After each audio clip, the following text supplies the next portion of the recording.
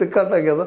ಆಸ್ತಿ ಕೊಡೋದಿಲ್ಲ ಅಂತ ಸಹಜವಾಗಿ ಸಾಲ ಮಾಡಿಕೊಂಡಂಥ ಈ ಹುಡುಗಿ ಶ್ವೇತಾ ತನ್ನ ಪ್ರಿಯಕರ ಜೊತೆಗೂಡಿ ಸಾಲಾದ್ಯ ನಮಗೆ ಪಾಲ ಕೊಡ್ರಿ ಅಂತ 30 ಲಕ್ಷ ರೂಪಾಯಿ ಪಾಲ ಕೊಡ್ರಿ ಅಂತ ಕೇಳ್ಕೊಗಿದ್ದಾಳಂತ ಸುದ್ದಿಗಳಿದ್ದಾವೆ.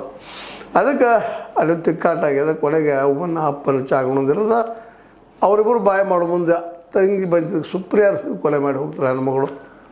ಇವತ್ತು ಸಿಕ್ಕರು ಹಿಡಿದ್ರು ಆಮದು ಬೇರೆ. ಈಗ ಜೈಲ್ದಾಗ ಇಬ್ಬರಲ್ಲಿ ಅವ್ರು ಹೋಗ್ತಾ ಇದ್ದಾಳೆ. ಇಲ್ಲೇ ಅದೇ ಕಾಲಕ್ಕೆ ಈ ಒಬ್ಬ ಶ್ರೇಯಾ ಗೋಯಲ್ ಮತ್ತು ಆಕೆಯ ಪ್ರಿಯಕರ ಚೇತನ್ ಬಾಬುಲಾಲ್ ಚೌಧರಿ ಇವರು ಸಹಿತ ಒಳಗೆ ಹೋಗುವಂಥ ಪ್ರಸಂಗ ತಂದುಕೊಂಡಿದ್ದಾರೆ.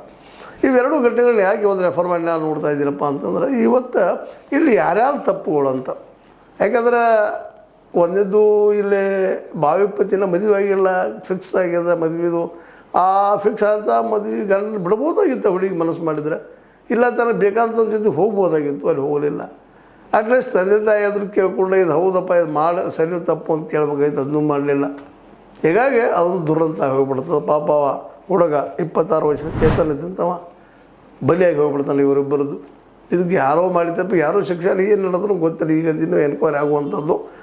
ಮತ್ತು ಇದೇ ಕಾಲ ಇನ್ನೊಂದು ಇಲ್ಲೇ ತನ್ನ ಪ್ರಿಯಕರ ಜೊತೆ ಕೂಡ ತಮಿಳುನಾಡಿನ ಸೋಮಸುಂದರ್ ಮತ್ತು ಅವರ ಪತ್ನಿ ಮುತ್ತುಲಕ್ಷ್ಮಿನ ಮತ್ತು ಹಿರಿಯ ಮಗಳು ಅಂದರೆ ಅವಳ ಸಣ್ಣ ತಂಗಿನ ಸುಪ್ರಿಯ 19 ಕೊಲೆ ಮಾಡ್ತಾಳೆ. ಶ್ವೇತಾ ತನ್ನ ಪ್ರಿಯಕರನ ಜೊತೆಗೂಡಿ ಕೆನೆತನ ಜೊತೆಗೂಡಿ ಶೇರ್ ಮಾಡ್ತಾಳೆ. ಇದು ಆಸ್ತಿಗಾಗಿ ಮತ್ತು ನನ್ನ ಮದುವೆ ಮಾಡಲಿಲ್ಲ ಅನ್ನೋದಕ್ಕಾಗಿ ಅವ್ರ ತಂತೆಗಳು ನಮ್ಮ ಧರ್ಮೀಯರ ಮೇಲೆ ಬೇರೆದನ್ನು ಆಗ್ತಾ ಇದ್ದೆ ಅನ್ನೋ ಕಾರಣಕ್ಕಾಗಿ.